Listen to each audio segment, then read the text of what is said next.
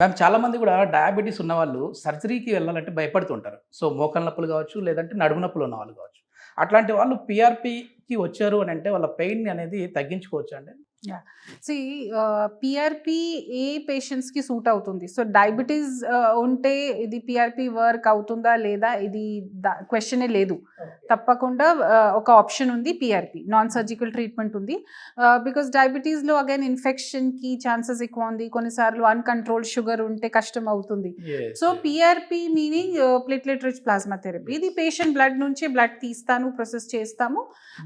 మోకాలు నొప్పి ఉంటే మోకాల్లో ఆర్ బ్యాక్ పెయిన్ ఉంటే, ఫ్రోజన్ షోల్డర్ ఉంటే, యాంకిల్ ఇంజరీస్ ఉంటే వేరే వేరే ప్లేస్‌లో ఏ ప్లేస్‌లో డ్యామేజ్ ఉంటే నొప్పి తగిలింది కోసం పీఆర్‌పీ చేస్తున్నాను. ఓకే. సో, దానికి ఏసెప్టిక్ ప్రికాషన్స్ ఫాలో చేస్తున్నాను. సో, ఇన్ఫెక్షన్‌కి ఆర్ వేరే రెస్ట్రిక్షన్స్ ఏమీ లేదు.